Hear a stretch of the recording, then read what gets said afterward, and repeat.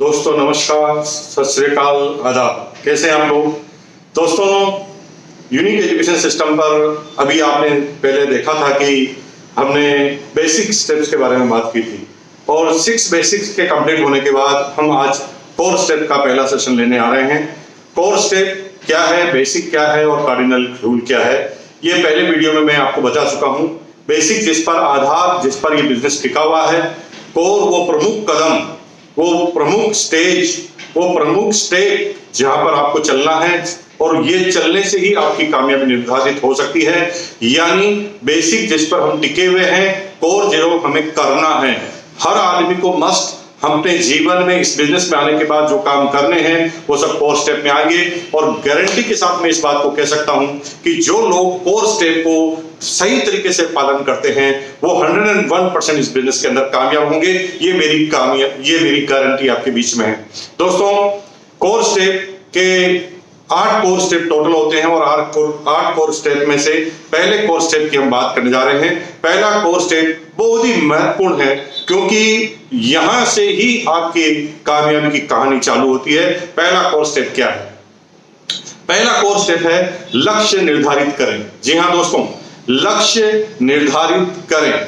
यहां पर सपने और लक्ष्य को अलग अलग करने की बात आती है। सपने वो हैं जो हमारी आशाएं हैं, जो हम चाहते हैं, लेकिन जो चाहत है उसको अगर विजुअलाइज करना चाहते हैं, वास्तव में हकीकत में आपके सामने देखना चाहते हैं, तो आपको उसके लिए टारगेट बनाना पड़ेगा, उसके लिए गोल बनाना पड़ेगा। जब तक गोल नहीं सेट करेंगे तब तक सपने सपने ही रहेंगे। वो केवल ख्वाबों में आने वाली बात है, वो केवल आपकी आशाओं वाली बात है। लेकिन अगर एक बार आपने अपना लक्ष्य निर्धारित कर दिया तो फिर 101% अगर सही तरीके से उस लक्ष्य को बनाया और उस पर काम किया, उस पर प्रैक्टिकल अप्रोच की, तो 100% आप कामयाब होने ही वाले हैं। दोस्तों, लक्ष्य क्यों जरूरी है? सिंपल सी बात बताएं कि जब कोई लक्ष्य होता है तो हमारी स्पीड उस लक्ष्य के आधार पर निर्धारित होती है।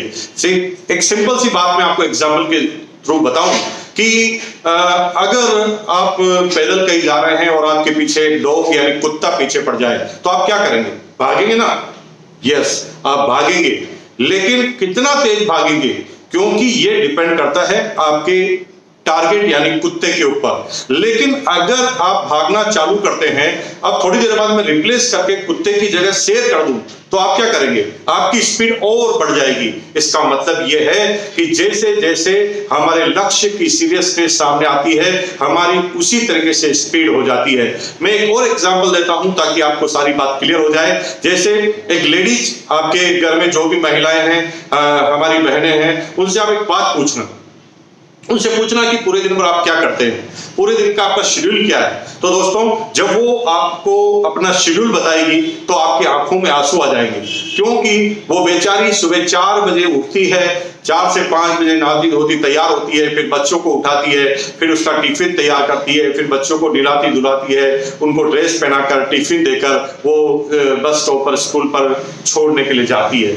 और फिर बात घर में आती है, घर में आने के बाद पति को चाय देकर उठाती है, फिर पति को नहाने धोने के लिए जितने भी सामान मुहैया कराने पड़ते हैं वो कराती है। उसके बाद पति के लिए नाश्ता बनाती है, नाश्ता बनाने के बाद पति नाश्ता करता है और पति को ऑफिस भेजने की तैयारी होती है। पति जब ऑफिस ले जाता है तो घर के वो सारे काम करना चालू करती है, लंच बनाना चालू करती है, साफ सफाई चालू करती है, कपड़े धोना चालू करती है, और लगभग शाम को 5 बजे बज जाती है, 4 बज जाती है, और 4 बजने के बाद बच्चे स्कूल से आ जाते हैं। फिर बच्चे की ट्यूशन की तैयारी हो जाती है, फिर बच्चे को ट्यूशन भेज कर आती है, घर पर आकर खाना बनाती है, फिर बच्चों को लेकर आती है, तब तक पति आ जाते हैं, फिर पति खाना खाते हैं, फिर साफ सफाई और बर्तन धोने का काम रहता है। और अगर ये पूरा शेड्यूल आप देखें तो लगभग पूरा दिन एकदम हेक्टिक शेड्यूल होता है, और हेक्टिक शेड्यूल होने की वजह से आपको आंसू आ जाएंगे चेहरे पर, आपकी आंखों में आंसू आ जाएंगे, क्योंकि ये बड़ा ही खतरनाक शेड्यूल है। लेकिन दोस्तों, ये रूटीन है, इसके अंदर लक्ष्य कोई बहुत बड़ा नहीं है। आपका एक रूटीन है जिसके हिसाब से आपको काम करना है, तो आपकी स्पीड जो है उतनी तेज नहीं रहती। लेकिन एक छोटा सा एग्जांपल देता हूं। आप अपनी बहन को, आप अपनी पत्नी को, आप अपने जो भी महिला साथी हैं उनको थोड़ा सा एक टारगेट दीजिए। जैसे आपकी पत्नी है जो पिछले 1 साल से अपने पीहर नहीं जा पाई है, मायका नहीं जा पाई है, आप उसे टारगेट दीजिए कि भाई आज मैंने तुम्हारी टिकट बुक करा दी है और दिन में 2 बजे जो है तुम्हारी ट्रेन है, तुम मायके जा सकती हो दिन में 2 बजे।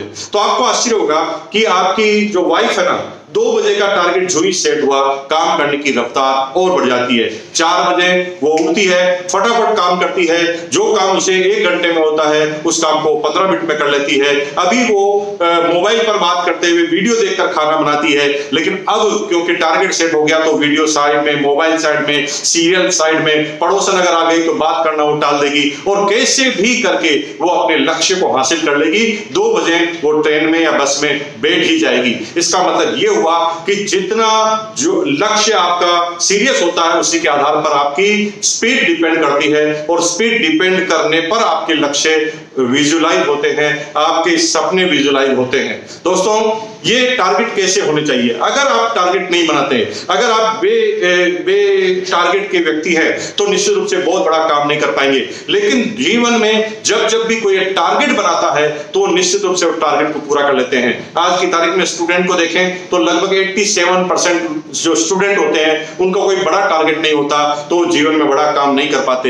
लेकिन जो 10-12% जो बच्चे होते हैं उनका बड़ा टारगेट होता है और टारगेट होने की वजह से वो 80-85% जो स्टूडेंट है उनसे ऊपर की इनकम सिर्फ 15% लोग ले लेते हैं। यानी 15% और 85% की इनकम को बढ़ाएंगे, उस स्टूडेंट को मिलाएंगे, आप मिलान करेंगे तो 15% बच्चों की इनकम हमेशा ज्यादा होगी।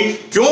क्योंकि वो लक्ष्य बनाकर काम करते हैं। जब तक आप लक्ष्य सेट नहीं करते तब तक आपको ये पता ही नहीं चलेगा कि आपको कितनी तेज गति से, रफ्तार से जाना है। जैसे जैसे लक्ष्य निर्धारित होते हैं आपके काम करने का तरीका बदल जाता है। अब क्योंकि आपने एक बार सपना देखा, सपने के बाद आपने लक्ष्य बनाया, तो लक्ष्य जो है किस तरह का होना चाहिए इस चीज को हम थोड़ा समझ लेते हैं। लक्ष्य यानी टारगेट शुड बी स्मार्ट। अगर ये आपका टारगेट है, स्मार्ट टारगेट है, तो आपका 101% ये टारगेट पूरा होगा। टारगेट स्मार्ट कैसे होना चाहिए? SMART, smart. अगर स्पेलिंग लिखेंगे तो S फॉर स्पेसिफिक, आपका टारगेट स्पेसिफिक होना चाहिए। M फॉर मेजरेबल होना चाहिए। A फॉर अचीवेबल होना चाहिए। R पे अगर आएंगे तो R फॉर रियलिस्टिक आपका टारगेट होना चाहिए and T for time bound. Smart, SMART, यानी सबसे पहले आप कोई टारगेट बनाते हैं तो विषय वस्तु आपकी फाइनल होनी चाहिए। अगर विषय वस्तु ही आपने फाइनल नहीं की तो आपका लक्ष्य कभी पूरा ही नहीं होगा। आपने कामयाबी का टारगेट लिया, कामयाबी की कोई परिभाषा ही नहीं होती, इसलिए अगर केवल कामयाबी का टारगेट लेंगे तो कभी पूरा नहीं होगा। अगर आपका कार का टारगेट है तो स्पेसिफाई कीजिए कार को, कार की डिजाइन को स्पेसिफाई कीजिए, कार की ब्रांड को स्पेसिफाई कीजिए, कार के कलर के स्पेसिफाई कीजिए, कार के मॉडल को स्पेसिफाई कीजिए। अगर आपका किसी पिन का टारगेट है तो पिन को स्पेसिफाई कीजिए, इस पिन पर मुझे पहुंचना है। यानी अगर आप रॉयल्टी का टारगेट लेते हैं तो केवल रॉयल्टी बोलने से काम नहीं चलेगा, आपको कौन सी रॉयल्टी की पिन चाहिए, गोल्ड चाहिए, स्टार गोल्ड चाहिए, प्लेटिनियम चाहिए, स्टार प्लेटिनियम चाहिए। जब तक आप ये डिसाइड नहीं करेंगे तब तक आपका टारगेट स्पेसिफाई नहीं होगा। यानी टारगेट को स्पेसिफाई करना बहुत ज्यादा जरूरी है। अगर टारगेट स्पेसिफाई हो गया तो हमेशा आपका जो गोल है, आपका जो टारगेट है वो मेजरेबल होना चाहिए, जिसे नापा जा सकता हो। अगर आपके टारगेट को नापा नहीं जा सकता तो फिर वो आपका टारगेट नहीं है। मैं केवल टेक्निकल पर जाना चाहता हूं, मैं केवल रॉयल्टी पर जाना चाहता हूं, मैं कामयाब होना चाहता हूं, मैं केवल कार लेना चाहता हूं, तो ये आपका टारगेट नहीं होगा।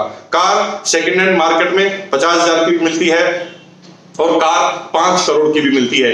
यानी अगर आप कार कौन सी लेना चाहते हैं, अगर इसको मेजरेबल करने वाले नहीं बनाएंगे, 5 लाख की, 10 लाख की, 20 लाख की, 50 लाख की, या पर्ल पिन पर 5-5 लाख का बिजनेस, स्टार पर्ल पर 10-10 लाख का बिजनेस, जब तक आप कोई मेजरेबल टारगेट नहीं लेंगे तब तक आपके टारगेट कभी पूरे नहीं होंगे। आपकी स्पीड जो है हमेशा अधूरी रहने वाली है। इसलिए मेजरेबल टारगेट होना बहुत ज्यादा जरूरी है। एंड उसके बाद आता है F फॉर अचीवेबल।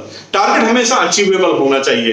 यानी अगर अचीवेबल नहीं है तो वो कभी भी आपका टारगेट पूरा नहीं होगा, वो आपको हमेशा हतोत्साहित करेगा, आपके अंदर पावर भरने की बजाय आपके पावर को कम कर देगा। जैसे मैं एग्जांपल सीधी सी बात करता हूं कि जैसे अभी आप इस बिजनेस को चालू हुए, बिजनेस को चालू करने के बाद आपने बता लिया कि मैं 6 महीने में सब रूबी पिन अचीवर बन जाऊंगा, तो ये अचीवेबल टारगेट नहीं है, क्योंकि 3 महीने तो आपको टेक्निकल क्वालिफाई करने में लगेंगे, फिर आप टेक्निकल क्वालिफाई चौथे महीने में आप टेक्निकल बनेंगे, और इतना जल्दी रूबी पे बना ही नहीं जा सकता, ये अचीवेबल नहीं है। जब आप अपनी क्षमताओं से ज्यादा बड़ा टारगेट आप बना लेते हैं तो आपके अंदर वो निराशा को जन्म लेता है। इसलिए टारगेट शुड बी अचीवेबल होना चाहिए। और चौथा है आर फॉर रियलिस्टिक। टारगेट हमेशा रियलिस्टिक होना जरूरी है। अगर रियलिस्टिक टारगेट नहीं है तो आप हंसी के पात्र बन जाएंगे, मजाक के पात्र बन जाएंगे। ऐसा कोई टारगेट नहीं हो सकता कि मैं आसमान से तारे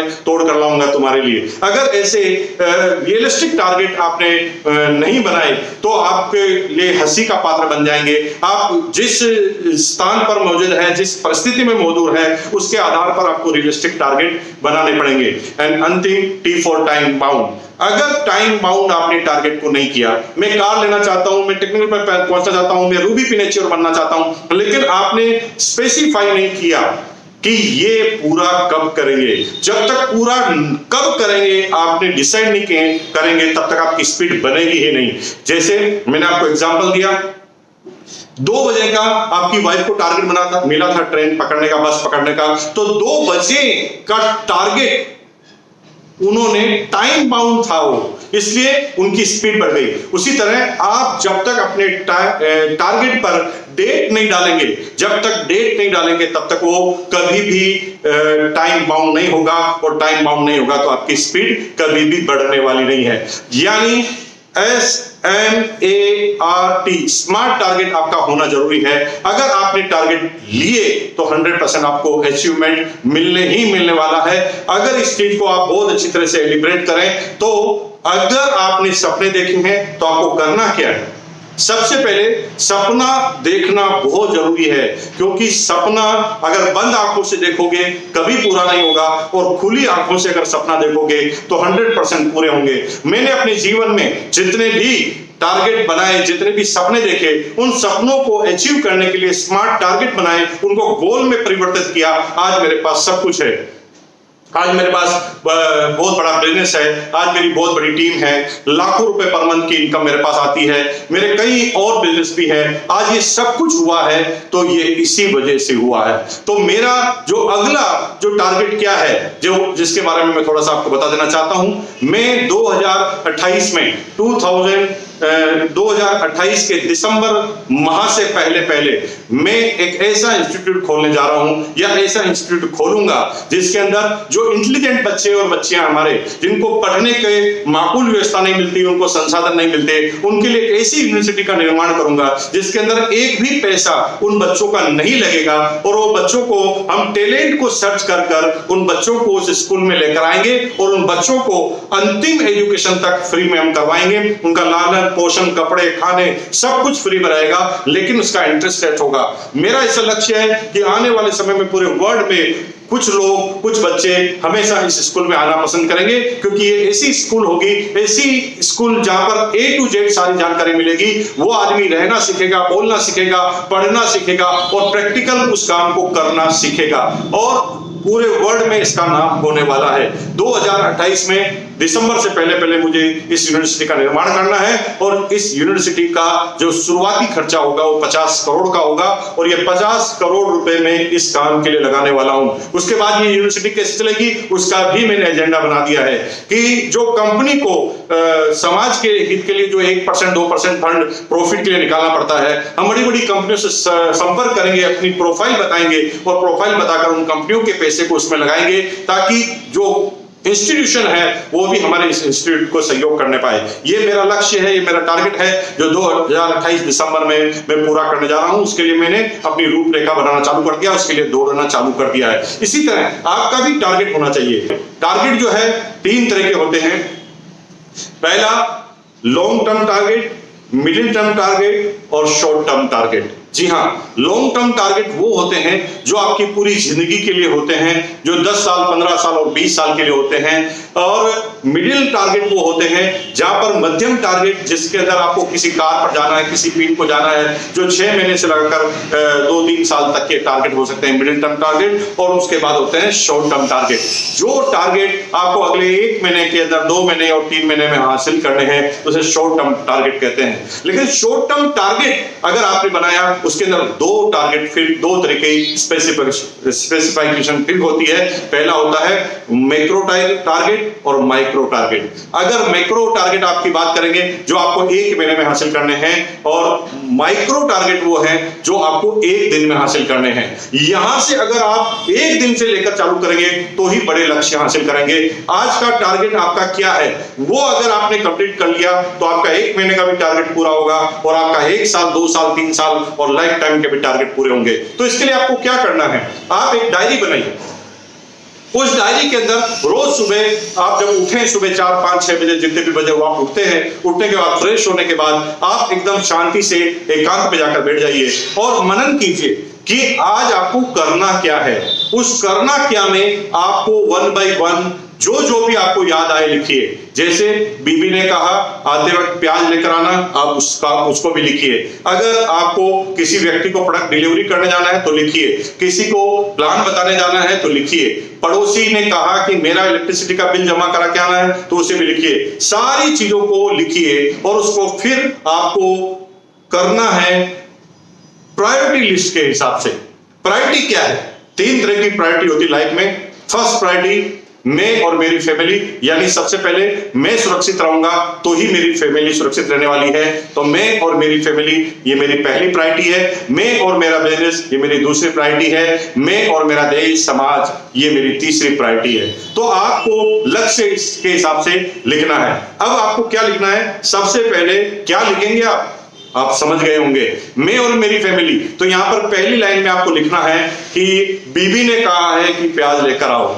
अब दूसरी, तीसरी, चौथी में क्या लिखना है कि आपको प्रोडक्ट डिस्ट्रीब्यूट करने हैं, आपको मार्केटिंग प्लान बताना है। और तीसरी प्रायोरिटी में लिखेंगे कि पड़ोसी ने बोला है कि मुझे इलेक्ट्रिसिटी का बिल जमा करवा कर आना है। अब आपको काम करने हैं इस प्रायोरिटी लिस्ट के आधार पर, और आपको घर पर तभी लौटना है जब ये सारे काम कंप्लीट हो जाए। आपको आश्चर्य होगा कि अगर घर पर लौटते वक्त आपने इन सारे पॉइंट पर टिक कर दिया तो उस दिन आपका दिमाग एकदम हल्का होगा, आप खुशी से मुस्कुरा रहे होंगे, आपको अच्छे अच्छे ख्याल आ रहे होंगे, बीबी के लिए गजरा ले जाने की याद आ रही होगी, बीबी के लिए आपको गिफ्ट ले जाने की याद आ रही होगी, बच्चों के लिए आप मिठाई और खिलौना ले जाना पसंद करेंगे, क्योंकि आज आप खुश हैं, क्योंकि आज का लक्ष्य आपने पूरा कर लिया। और जब भी आप अपने पूरे दिन के लक्ष्य को पूरा करेंगे, अपने टारगेट को पूरा करेंगे, तो आपके अंदर खुशी की संभावना बढ़ जाएगी, आप खुशी से मुस्कुराने लगेंगे और आप जिंदा दिल इंसान बन जाएंगे। आपके चेहरे को देखकर लोग बता देंगे, आपसे पूछेंगे आज आप इतने खुश क्यों हैं, आज आप इतने क्यों मुस्कुरा रहे हैं। दोस्तों, अगर आपने स्मार्ट टारगेट बनाया, उसके बाद लॉन्ग टर्म, मिडिल टर्म और शॉर्ट टर्म टारगेट को सही बनाया तो आपको करना है। तो यहां पर जो आपने 1 महीने में हासिल करना है वो आपका मैक्रो टारगेट है। माइक्रो टारगेट मैंने आपको बता दिया जो रोज आपको हासिल करना है। मैक्रो टारगेट वो जो आपको 1 महीने में हासिल करना है। अब आपने 1 महीने में कोई भी लक्ष्य बनाया कि 1 महीने में मेरे को बिजनेस की क्लोजिंग इतनी करनी है, मुझे 1 महीने में इतने लोगों को प्लान बताना है, मुझे 1 महीने में इतनी रिटेलिंग करनी है, मुझे 1 महीने में इतनी डिस्प्ले वॉल यानी अपनी दुकान को खोलना है। और अगर आपने ये लक्ष्य बना लिया तो आप ऑटोमेटिक काम करना चालू कीजिए। जैसे एग्जांपल, आपने टारगेट बनाया कि मुझे इस महीने अपनी टीम में 20 अपनी दुकान यानी डिस्प्ले वॉल खुलाना है। तो अब आपको करना क्या है, अगर 20 अपनी दुकान आपको खुलाना है तो आपको जो ही आपने लिखा कि ये महीने का एंड और 20 दुकान मुझे चाहिए, तो अब आपका दिमाग दौड़ेगा ये 20 कौन कौन खोलेगा। अब आप अपने ग्रुप को निकालेंगे, जिस भी व्यक्ति के ग्रुप में टोटल 10,000 का बिजनेस है, 5,000 मिलाकर 10,000 का बिजनेस है, आप उनके नाम लिखना चालू कीजिए। नाम लिखकर पहले लिस्ट कंप्लीट कीजिए। लिस्ट कंप्लीट करने के बाद आप डिसाइड कीजिए कि उत्तर में कौन है, दक्षिण में कौन है, साउथ में कौन है, नॉर्थ में कौन है।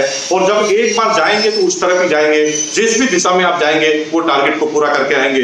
जैसे आपने नॉर्थ की तरफ चलना है तो नॉर्थ में आपके जो भी डिस्ट्रीब्यूटर हैं उनका नाम आपने लिखा हुआ है। अब आपको एक एक व्यक्ति के पास जाकर अपनी दुकान खुलाने का एक प्रोजेक्ट प्रस्तुत करना है। प्रोजेक्ट जब प्रस्तुत करेंगे, सामने वाला आपकी बात कब मानेगा, जब आप उसे विजुलाइज करा पाएंगे कि ऐसा करने से तेरी सफलता फाइनल है। जब आप ऐसा विजुलाइज उसे करवा देंगे तो वो 100% उस काम को पूरा करने के लिए तैयार हो जाएगा। और निश्चित रूप से आपने 20 अपनी दुकानें खुलवा दी तो एक अपनी दुकान में मिनिमम 5000 की प्रोडक्ट सेल होना जरूरी है उनकी डाउनलाइन में, क्योंकि बिलिंग जो है खुद की डाउनलाइन में ही अपनी दुकान वाला कर सकता है। तो 20 अपनी दुकान से 1 लाख बीवी का बिजनेस मिनिमम आपके ग्रुप में हर महीने आने वाला है। इसी तरह से आप छोटे छोटे टारगेट निर्धारित कीजिए। अब आपने मिडिल टर्म टारगेट की तरफ आना है, तो मिडिल टर्म टारगेट में आपने लक्ष्य निर्धारित किया, मुझे इस महीने में रॉयल्टी पे जाना है, मुझे इस महीने में टेक्निकल पर जाना है, मुझे इस महीने तक इतनी दुकानें अपनी बाजार या अपनी दुकानें खुलवानी है। और इसी तरह आप लॉन्ग टर्म टारगेट को बनाइए। दोस्तों, अगर आप सीक्वेंस के हिसाब से काम करेंगे तो सबसे पहले जरूरी है माइक्रो टारगेट को कंप्लीट करना। जी हां, डेली रोज का टारगेट आपने लिया, उसको अगर आप कंप्लीट करेंगे, दूसरा रोज का टारगेट कंप्लीट करेंगे तो आपका महीने का टारगेट पूरा कंप्लीट होगा।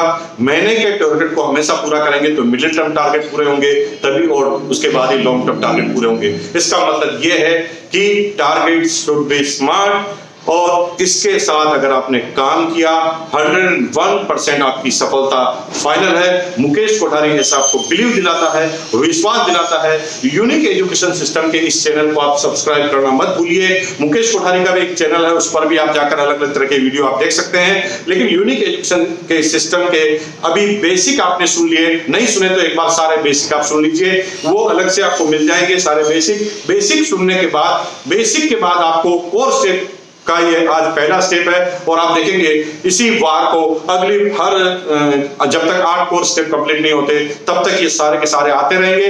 आप अगर अपनी टीम के हर व्यक्ति को जो भी ज्वाइन होता है उसका क्लास का सिस्टम बनाएं कि भाई सबसे पहले आपने ज्वाइन किया तो ये 6 वीडियो आप देखकर आइए। 6 वीडियो जब देखकर आएंगे तो आप इससे का एक छोटा सा एग्जाम लीजिए, उसके बारे में क्रॉस क्वेश्चन कीजिए। जब वो टोटल बेसिक कंप्लीट कर दे तो उसे फिर 8 कोर स्टेप सुनने के लिए दीजिए, और 8 कोर स्टेप के बाद हम कोऑर्डिनल रूल लेकर आएंगे, वो पारिवारिक नियम लेकर आएंगे। पारिवारिक नियम का मतलब यह है कि आपके अगर आपने कोऑर्डिनल रूल का अपने ग्रुप में सही तरह से पालन किया तो आने वाले समय में तमाम तरह के जो विवाद होते हैं, अपलाइन डाउनलाइन के जो बीच में दूरियां बढ़ जाती है, क्रॉस लेग के बीच में जो दूरियां बढ़ जाती है, कुछ गलत काम आपकी टीम में हो जाते हैं, वो सारे के सारे कोऑर्डिनल रूल की वजह से रुक जाएंगे। क्योंकि पहले संयुक्त परिवार होते थे और संयुक्त परिवार में दादाजी मुख्य होते थे और दादाजी अपने कोऑर्डिनल रूल बनाते थे कि इतनी बजे बाद घर से जाना अलाउ नहीं है, महिलाएं ये काम करेगी, ये काम नहीं करेगी, बच्चों के लिए रेस्ट्रिक्शन है। और जब वो कोऑर्डिनल रूल सारे परिवार के लोग आस्था के साथ पालन करते थे तो परिवार बड़े रूप से चलते थे और कई पीढ़ियां तक वो संयुक्त परिवार चलते थे। तो आपको भी ये कोऑर्डिनल रूल सुनने का मौका मिलेगा। दोस्तों, यूनिक एजुकेशन सिस्टम के इस चैनल को आप लगातार देखते रहिए, एजुकेशन का भरपूर आनंद लीजिए। एक से बढ़कर एक लीडर आपके बीच में आने वाले हैं जो आपको इन सारे सब्जेक्ट के बारे में बात करेंगे। और मुझे बहुत अच्छा लगा आपसे बात कर कि मैंने पहला बेसिक भी मैंने किया था और पहला कोर स्टेप भी मैंने किया है, और मुझे अगर मेरी कोर टीम ने मौका दिया तो मैं पहला कोऑर्डिनल रूल भी मैं लेकर आऊंगा। और इसी आशा के साथ कि आप आगे बढ़ते रहें और ज्यादा से ज्यादा अपनी दुकान डिस्प्ले वॉल के रूप में काम कीजिए, अपने टारगेट बनाइए। 100% आप कामयाबी के लिए बने हैं। आपको आपके पर भरोसा है या ना है, मुझे 100%